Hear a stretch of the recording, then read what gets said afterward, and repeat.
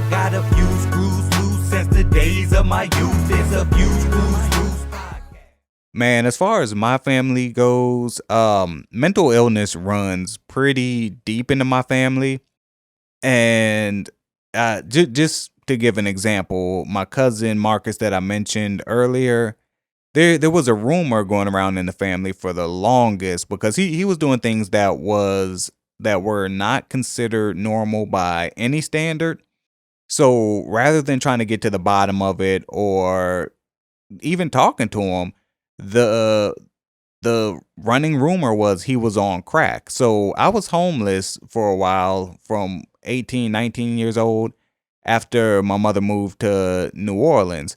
So I was living with Marcus and I never once saw Marcus do crack. So when people would say, "Hey man, I'm sorry.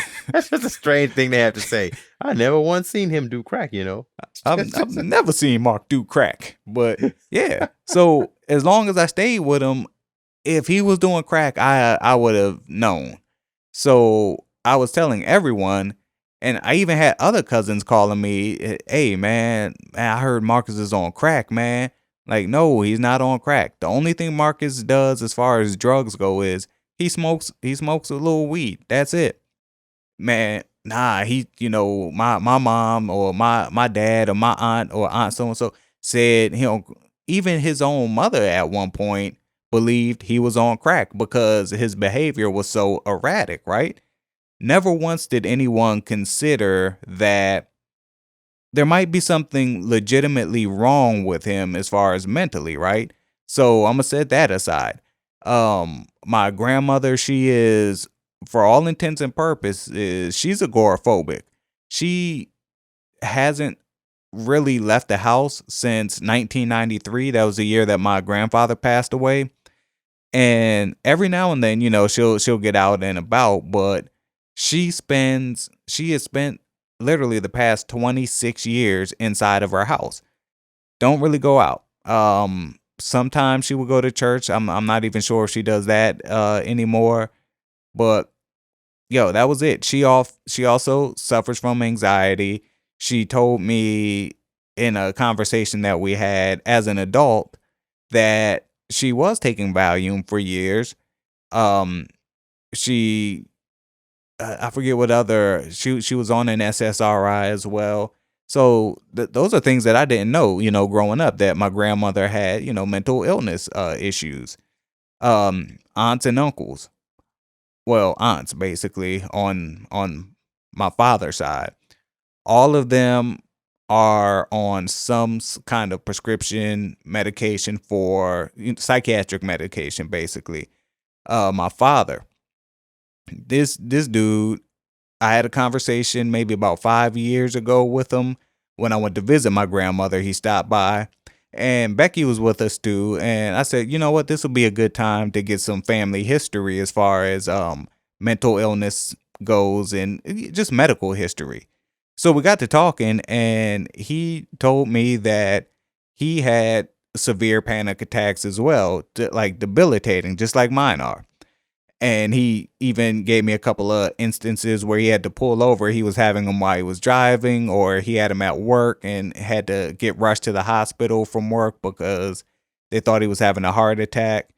So that was some good information to know. So that just told me how deep anxiety and mental illness runs in my family. Right now, I don't believe that there are any aunts, uncles, or my father who aren't on medication. Now, flip to my mother's side. Man, one of my cousins, depression, anxiety, same thing, and she went through a really rough time. Another cousin on that side, same thing. So mental illness runs deep into my family, and I always told myself I would never take any medication because, again, this is shifting, to the black community. Medication is bad. If you admit that something's wrong with you, like P said, you're showing a sign of weakness, and you're also making the family look bad. You ever get that from people, whether it be your family or just the black community in general, that you're making us look bad by coming forward and saying that you're struggling mentally? You get it not from family, but you get it from it's in the community a lot, especially amongst these. You got the old school people. The old heads, grandparents, great grandparents. That may feel a certain way based on the way they came up, which is partially justified because it was rough back then. But then you get so-called woke folks who think that it's part of the feminization of the black man and all this bullshit.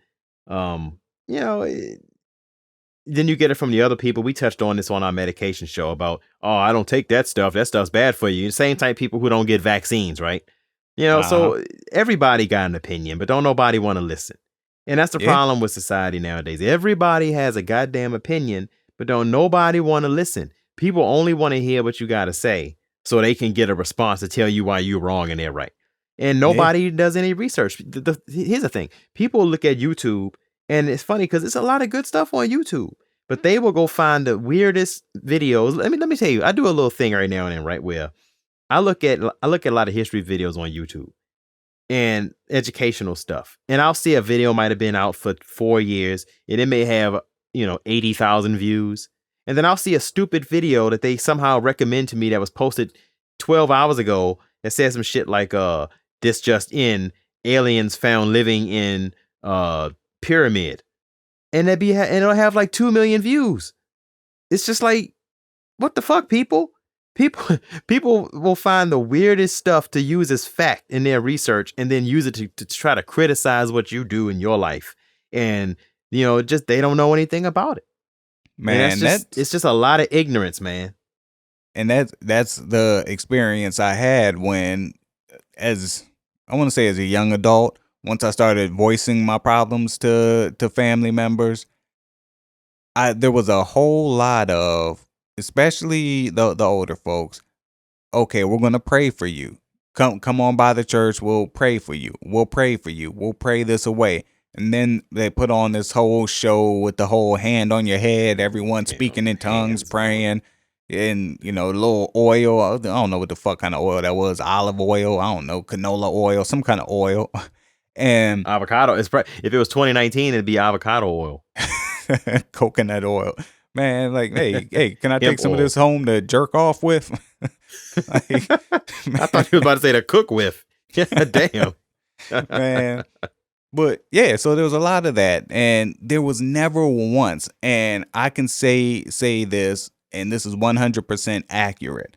Never once did anyone who I voiced my issues with say, you should go seek medical attention. You should see a doctor. You should see a therapist. No, everything revolved around the church. And that's why I think the church is so detrimental to the black community. And not to go off on a rant, but man, like since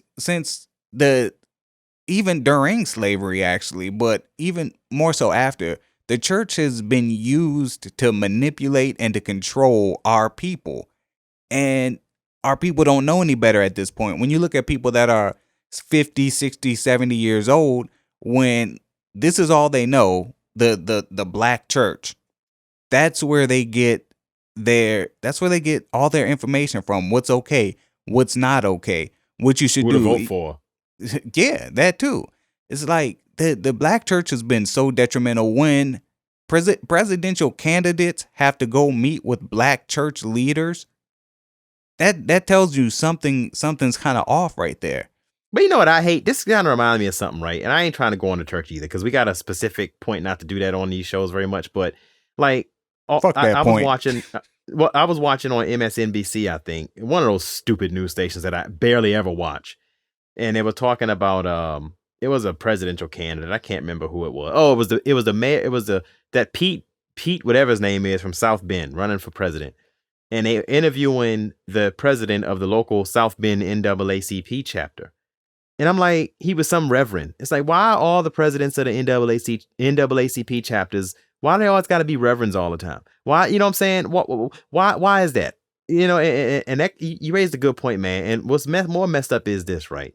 The manipulation, can't blame on, during slavery, the manipulation was obviously for a strategic reason by, the white people. But now, I mean, for the last 150 years, it's been our own damn people.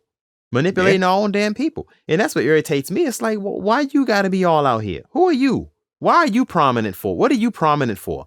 And because ultimately, like, well, I don't care who you are, when you have power, you have some sort of agenda, whether it be a good agenda or a bad agenda. But when you also have that agenda tied into uh beliefs and faiths, you really can't serve everybody like you think you are.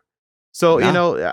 that's kind of my way of kind of touching the edges of that without really getting too deep into it, I guess. Yeah, man, and yeah, that's the reason why I brought up the church is, of course, we always hear we're going to pray it away, and you hear it with a lot of the gay community too, that the people trying to pray the gay away. It's like it doesn't work like that. And as far as these prominent pastors and reverends and stuff, yo, I look at it like this: it's all about who could put on the best show, because Yeah, that's all it suit. is. Yeah. Best show and best suit. You're the winner. So anyway, not to go off on a tangent. Um yeah, not once did anyone say, "Hey man, you should see a doctor." So I made it through my teens, made it through my 20s, and my 20s is where my symptoms really started to manifest more and more, and they were more severe, right? I got to the point where it actually took me listening to P to go see a doctor, because P was going through so much, and I saw from a distance, I saw P go from the regular P that I know or knew to just a deteriorated former shell of himself. I was And tripping. I saw the deterioration, and I told myself then, I said, see, this is why I ain't never taking medication, man. Cause look, man, he all fucked up now. Now they trying to balance his ass out. But after he got to a point where he was semi-balanced, because let's face it, P nor myself will never be balanced completely. It's ups and downs, ups and downs. But he started telling me more and more about his experiences, and this was still when it was kind of taboo to talk about that shit. And I was like, you know what? He was telling me about Ativan. That was because I was like, man, I keep having these panic attacks, man. I'm tripping. I ain't, man. Shit, I need to do something. Ativan, man, Ativan. So how does it work? Well, you take it, and within a few minutes, it Ativan. all in a few minutes, Ativan. Man, so yeah, I ended up going to try to see people, and that's where we're gonna kind of run into a roadblock here.